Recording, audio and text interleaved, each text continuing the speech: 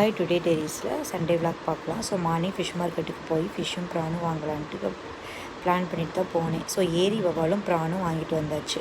வந்தோடனே ப்ரானுக்கு மசால் தடவி வச்சாச்சு. ஃபிஷ்ஷுக்கும் பார்த்திங்கன்னா கொஞ்சம் அழகுபடுத்திட்டு இருந்தேன் மசால் போட்டு.